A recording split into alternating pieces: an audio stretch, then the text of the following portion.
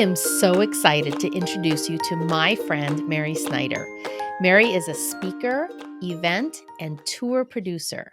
One of her favorite things is to MC events for other speakers. Mary has a passion to help women take their message that is burning in their heart and start a speaking career. She's the host of Take the Stage podcast and founder of Activate Your Speaking Career. But more than that, she's a mom and grandma and loves life in a small town in Alabama. So welcome, Mary. I am so excited to be here. First of all, listen, I needed this podcast so much when I was starting out in the mom world. Mm.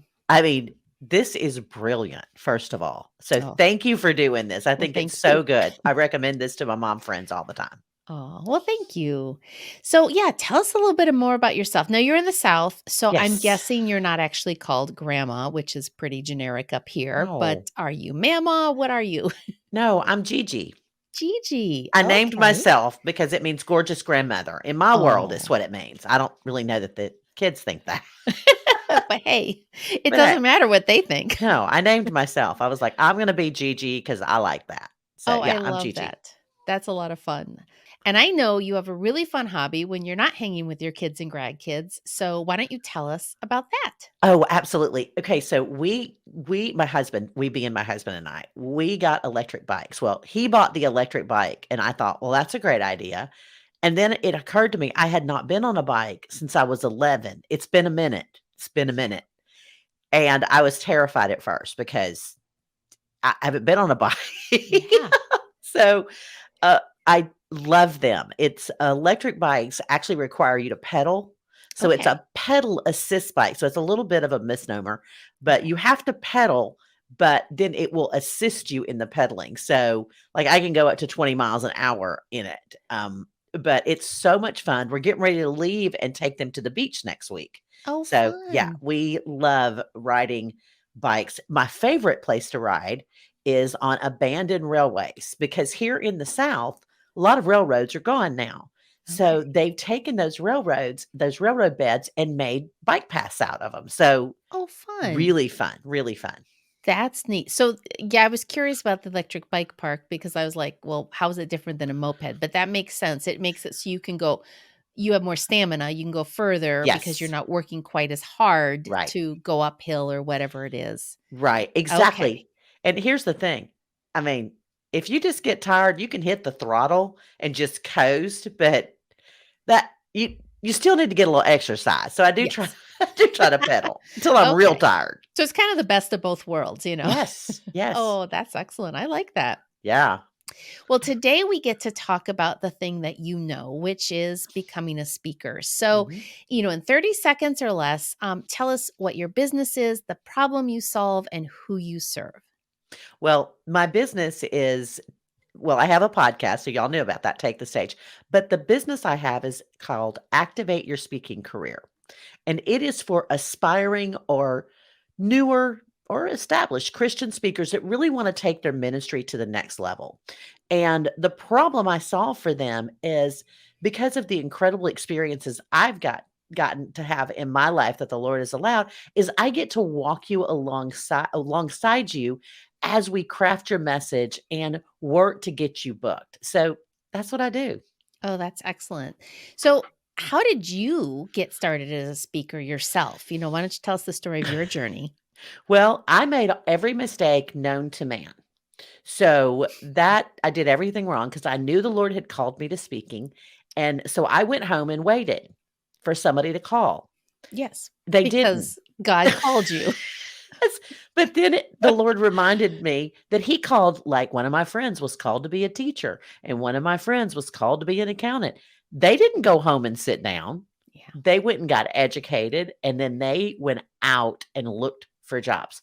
So that's when I realized I had to get educated. I started going to every conference, read every book, and then and this is dating me, I sent flyers out to churches Okay. because no churches they didn't have websites. We had Nope. email, but nobody had a website. None of the bigger churches would have Mhm. websites. So that's how I started and just grew from there.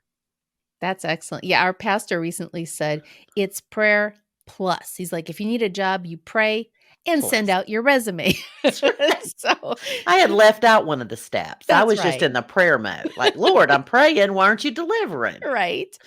Oh my goodness. So what was then the motivation of shifting from Mm. speaker to start this speaker, we'll call it a speaker training business? Yeah, absolutely. That's a great title, Jen.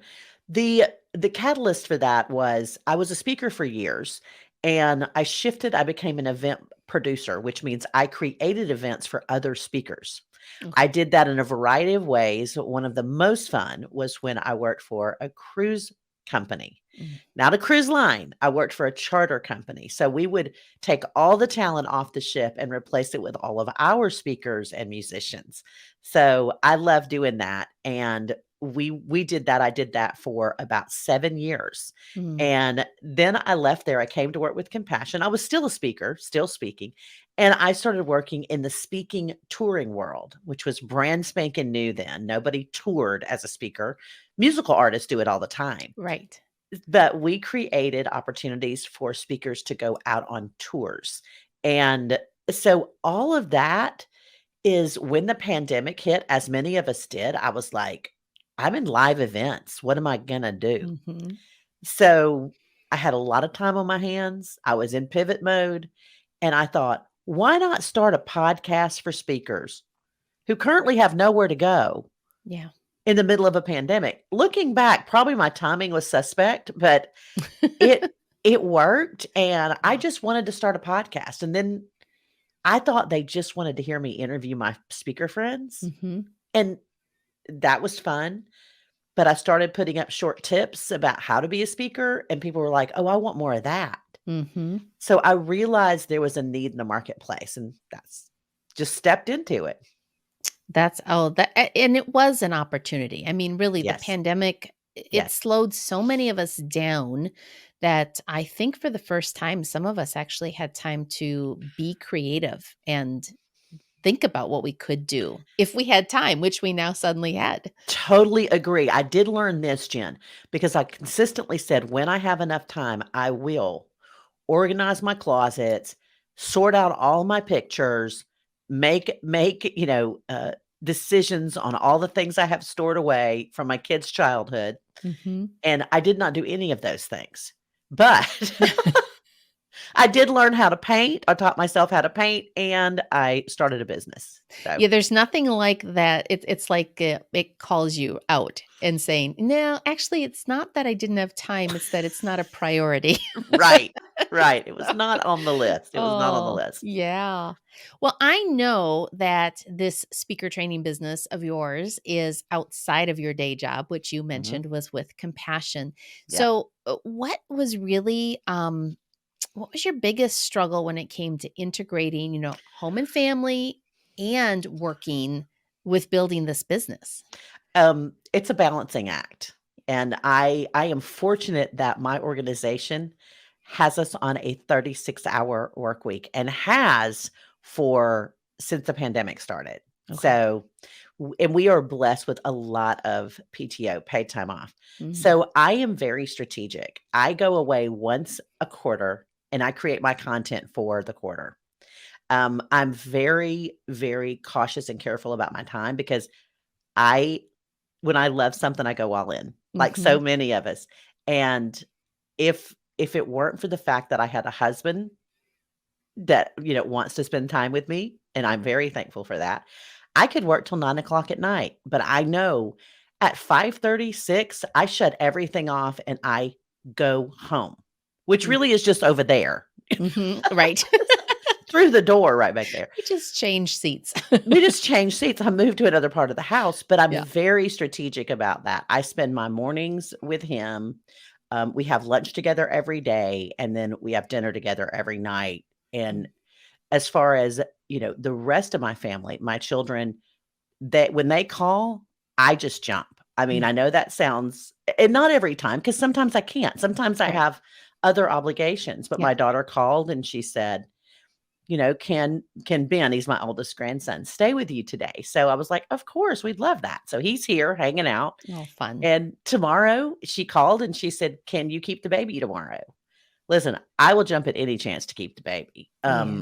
So I moved some things around and I Mhm. made it work. It really is about balancing priorities. For Mhm. me, it's God first. He has got to be right there. And every morning, Jen, my prayer is, Lord, don't let me miss what you have for me today. Mhm. I don't want to be so busy that I miss serving my children, my husband, my community, Yeah. because I have a business or a job. I love what I do with compassion. It just blesses me beyond measure, but I never want to put that in the wrong place in my life. Mhm. Always it's and does it get out of balance sometimes? Absolutely. Yeah. But just trying my hardest to start every day with, Lord, what are we doing today? Mhm. Where would you have me focus my energy today? Yeah. Well, and by definition, I mean, balance, that's exactly it. You're constantly moving back and forth. So it's rare that you have this perfect, balance and you just move No, forward. So, so true. yeah. So what is, what's the best thing that you did as you move forward? Was there a system that you implemented Oh, or, someone we talk about mom teams a lot, someone that you added to your team that yes. simplified or automated? What was it that freed up your energy so you could focus it where it needed to go?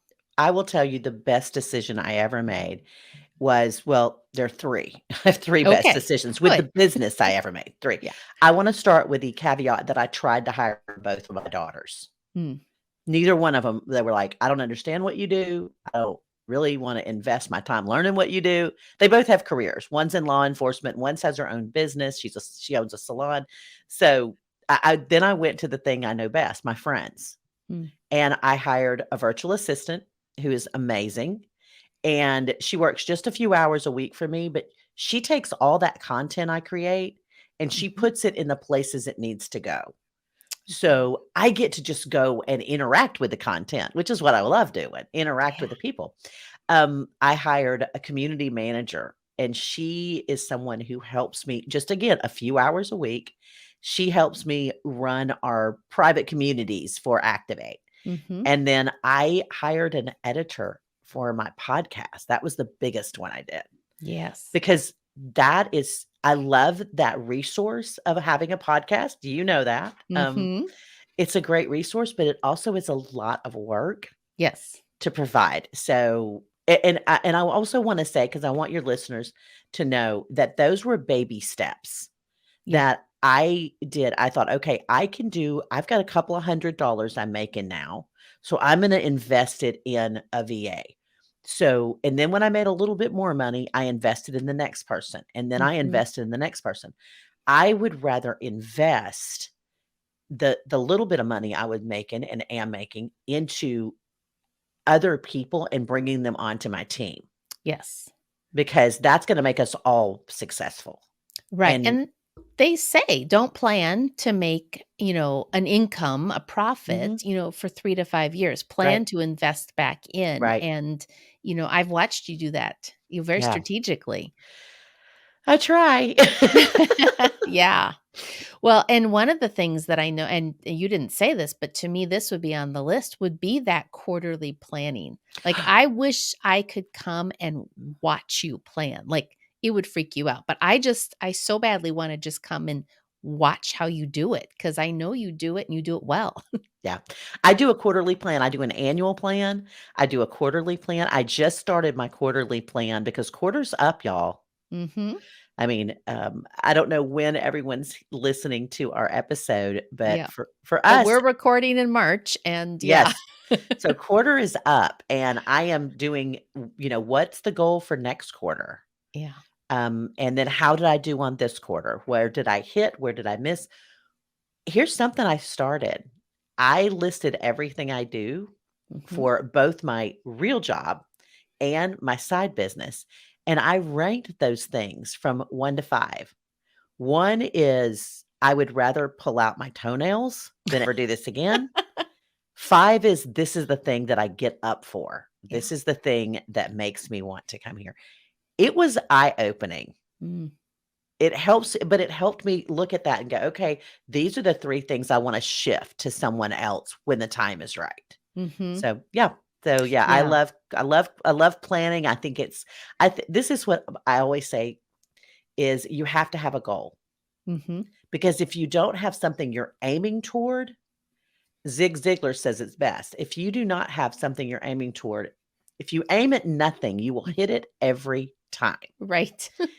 And it's so true. It's so Yes. true. But Yeah. also holding it loosely, because the Mm. Lord will shift. He Mhm. did some shifting in my plans just this quarter, and I just had to go, "Oh, I didn't see that coming, but that's okay. It's okay.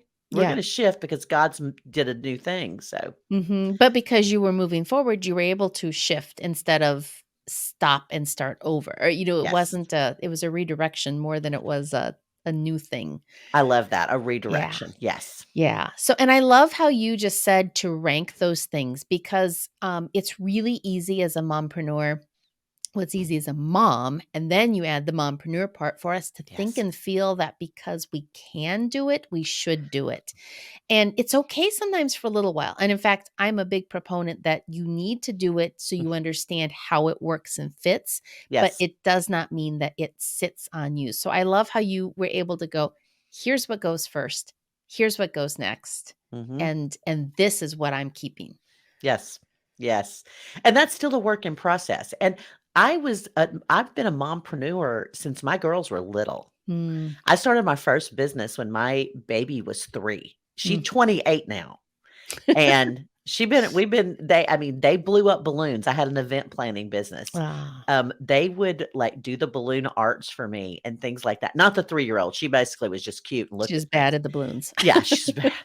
But so I completely understand the push-pull Mhm. of wanting to be there for my kids all the time, and then at the same time growing a business, and not and having the guilt that did I make them watch one too many Disney movies. Yes, thanks for not saying Barney. Oh gosh, oh, that was hideous. Yes, That was yes. hideous. But Oh, yeah, so I listen, there's also seasons for things, Jen. Don't you yes. think? Oh, yeah. Definitely Yeah. seasons. Yeah, there is a time and, I heard something recently where somebody said, "Just because this is what it is now, does not mean that is what it will always be," and this was Oh, actually in the context of, depression. Just because you have it now does not mean that you are this and that will always be your state, but I thought wow. that just applies to so many things that, Absolutely. it's right now, not always and forever. Yeah. So, And yeah. I think we as women, when we feel like the Lord is calling us to something like speaking, and just for those of you who are listening and you're thinking, I know this is what the Lord's putting on my heart. I want you to hear me. From the moment He called me to the first time I spoke was probably 5 or 6 years. Mhm. And then it was only locally because I still had young children. Yeah. And I didn't start really doing a lot of big travel until about 15 years ago, and my daughters, one of them at that time was high teen years, so it was easier to leave them alone for a weekend. Mhm. They had things to do, and still I was very strategic. I would only do 1 weekend a month.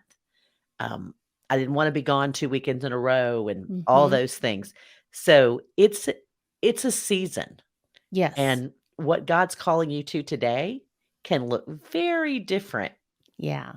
in 20 years. And that's a really good point because especially in this world of social media, by the time we see somebody, they're 5, 10 years into their journey and we Right, think that they're just starting because we just heard about them. right. And it's easy to forget that it was this, consistent working toward, I heard somebody say one time, it took me 10 years to become an overnight success. Yes. And but we miss those 10 years. We just see the overnight You success. just see the overnight success. I have a very dear friend who I have walked through, her success and growth over the last 20 years, and, Mhm. um, we tour together. I MC, she does all the heavy lifting and the speaking, but it's so funny because people will consistently ask me about her, and I'm happy to say who she is if it's okay. Yeah, it's fine, yeah. Lisa Turkhurst, Yeah. but people will consistently ask me, "Well, how do I get like Lisa?" I'm like, "Well, you go me to put in about 20 something years of work, Right. because she had been a speaker for almost 15 years before she became an overnight success." Mhm. And, but everyone thought that she hit the ground 10 years ago and just blew up on the scene. Mhm. No, she had been out there speaking, sleeping in people's kids' bedrooms, Right. doing the hard stuff, getting paid with a hug and a mug, Yep. showing up. Yeah. And, uh, that's the thing. It's if God calls you to it, whatever, whether it's starting a new business, speaking, teaching, accounting, whatever it is, Mhm. it's it's not gonna look today the way it's gonna look in 10 years. Yeah. It's gonna That's look yeah. very different. Well, ever since the first time that we met, there's 2 things that I hear you ask everyone, and those are, "Who is your audience?" and "What is your message?" Yes. So, I think those are gonna be on your gravestone. I think they are. I think everyone is like, "Gosh, she's gonna ask that question, isn't I she?" know, Yeah, just get ready. So, yeah. tell us more about those questions and why they matter. Who is your audience? So, and when I say that, the other side of that is who are you called to serve? And this is where I go really deep. I want you to talk about one person. And here's why. Because we are called to one-on-one relationship. Our one-on-one relationship starts with Christ, and then he met people one-on-one. For our world in this time, we see these platforms that have 1.7 million followers or Mhm, 100,000 followers or maybe just 20,000 or 15 or 5,000. But if you watch the people that are very effective, um, they are talking to one person. So who are you called to serve? And that is who your audience is. It changes the dynamic of everything you do when you think, is this going to matter to, I call my person Heather. Is this going to matter to Heather? Does Heather need this? mm, That to me is one of the reasons as believers, we get sideways sometimes. And I'm testifying from where I was, mm, where it's like I wanted to serve the whole world. I wanted to take care of everybody and do all the things and be all the things. mhm, But if I do that, I'm talking to too many people and the one who needs me can't hear me. mhm, So, and then there was a yeah. part 2 to your question. I Oh, already and forgot your it. yeah, no, your other question is, what's your message? So it's who do you And yeah. who do you serve and how do you serve them? So, who do you serve and what is your message? So, what is the problem you're solving? Mm, So, if you're a mom entrepreneur and you're thinking, I'm going to start this business, those are the 2 main questions you're going to ask yourself. mhm, Who do I serve and what problem do I solve for her? See, the problem I solve is I help equip you to take your message to the stage. The problem is you feel called by God, but you don't know the next step. So mhm, I walk with you in those next steps. okay. And Jen, like you know who your person is. Mhm, And your problem that you solve, I mean, you help moms find the knowledge they need. I mean, to mhm, me, it's brilliant using other moms. So, mhm, yes, those are 2 yeah. things you have to know. Oh, and I'm gonna say one more thing, just because Jen's letting me. Yes. If God has called you to something and He's equipping you for that in a Mhm, variety of ways, this podcast is one of them. He right now, there is someone who's either gone through something, is going through something, or will go through something that mhm, you are called to minister to. And yeah, God is going to serve that person if you decide you don't want to step up and step into what he's calling you to. He'll give that assignment to someone else. But he's calling you to serve her. mm, What you're going through right now, whether if you're going through a situation or you just went through one, God is going to use that in his economy to minister those who come behind you. And so that's why I tell people, particularly speakers, mm, your message matters. And for y'all listening, your ministry, your business matters because there is someone who needs you, and only you can deliver what God has equipped you to deliver. I mm. will now step off my soapbox.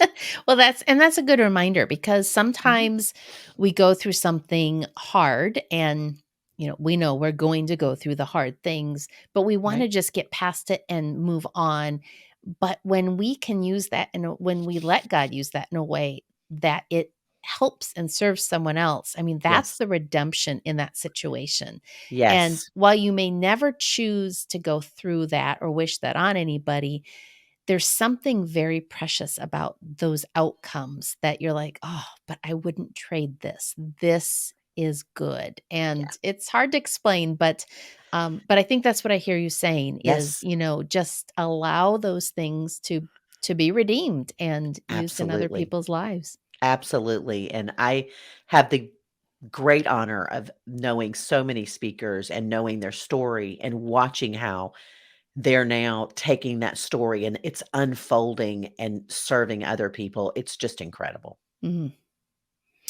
Yeah, that's great. So we've talked a little bit about you've been a mompreneur before, but was this the first time in building Activate? Was this the first time that you built a business while holding a full-time job?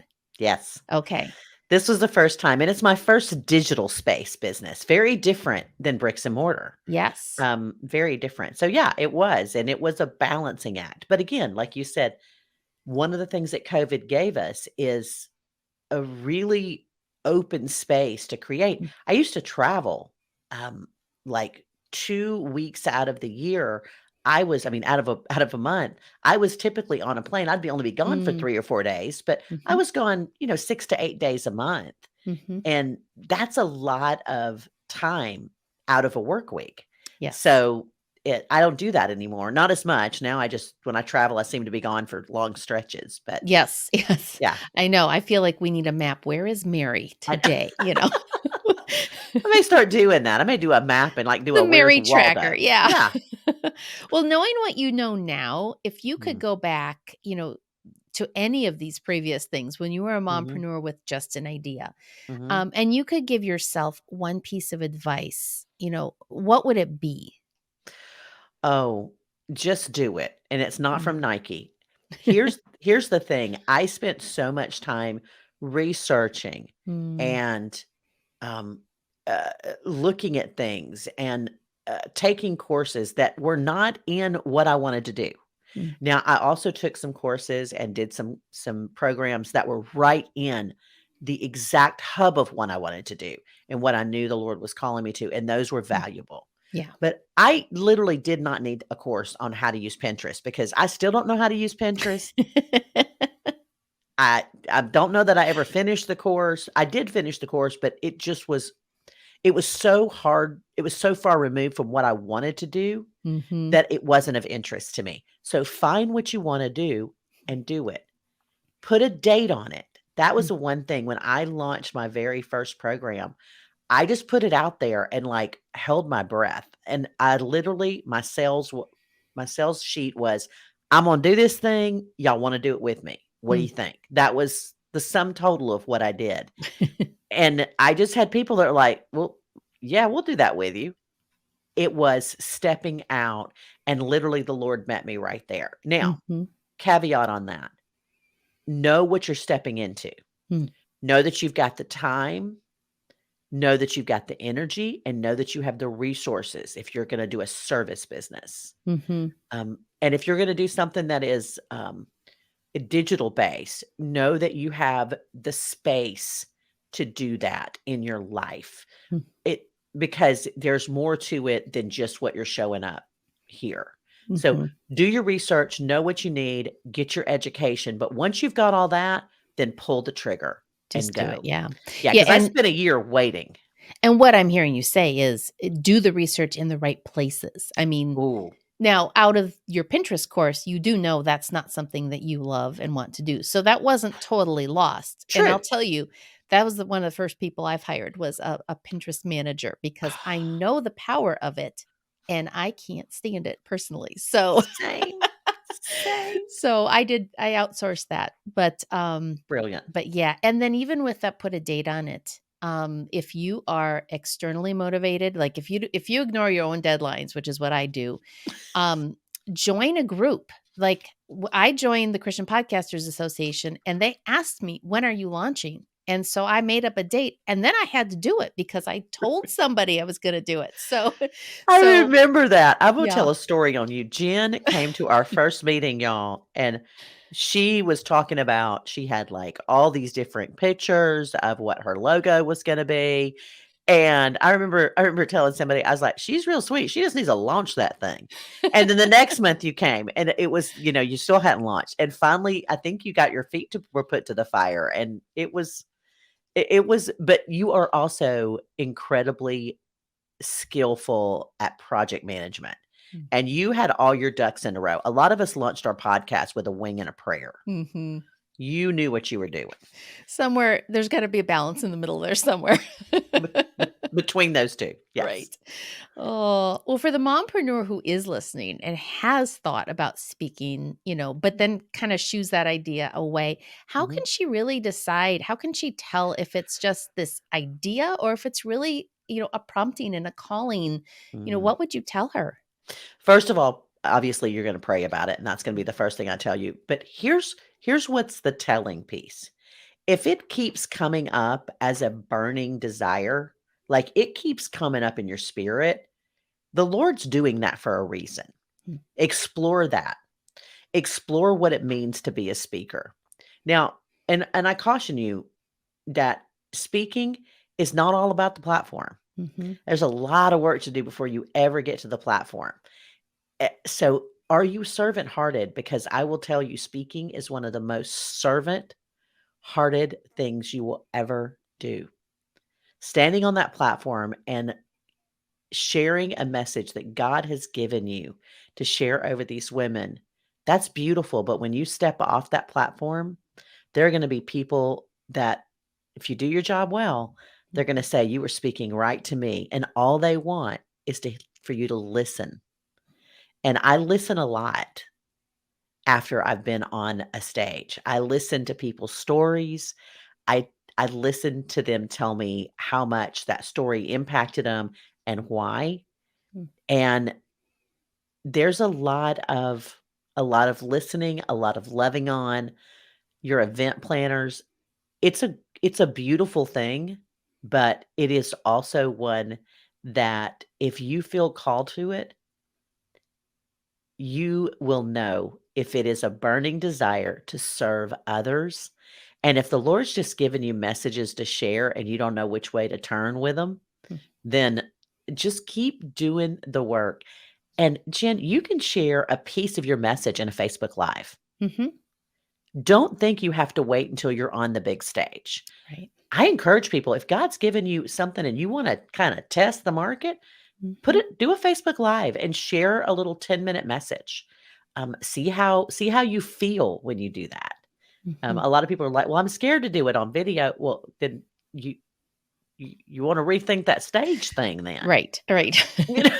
Yes, yeah. So, Though yeah, I will say sometimes it is a different thing to talk to yourself it than it is to is talk to people. So, so you hard. know, Yeah, it it's yeah, a balance. yeah. It's a balance. What I do recommend, because I make my speakers practice, practice, practice. Mhm. If you want to share a message, first of all, I would love to have you in my Take the Stage speaker group. Tons of resources in there about all Yes. of these things. But if you want to take your message to the stage, it practice, practice. And you're right, virtual is hard because number 1, I don't know about y'all, but I am so tired of seeing myself on video. I don't know that I've looked at myself as much as I have looked at myself over the past 2 years. Right. I would much rather be in person and in a Mhm. live audience, but as a communicator, you're going to get to a place possibly where you don't see the faces anymore Mhm. because the lights are so bright. You are literally talking to what could be an empty room. Mm. So consider it practice for when you get to the arena size. Mm. Consider it practice because if you are standing on a stage and there are a few thousand people, typically the lights are so bright you can barely see people. Mm. You can only see the first couple of rows. So think about it like that. It's practice for when I get to the stage that is so large that I can't see their faces anymore. Mhm. I did a MOPS talk recently via Zoom. Mhm. and we had them mute their side because they had some little ones in the room, and that way the sound, and let me tell you, the hardest part was not that I couldn't see their faces, it was that I couldn't hear their reactions. Yes. And so, yeah, there is something different when you can have that two-way street. It's So, so and I'm just gonna be honest with you, it's so much easier.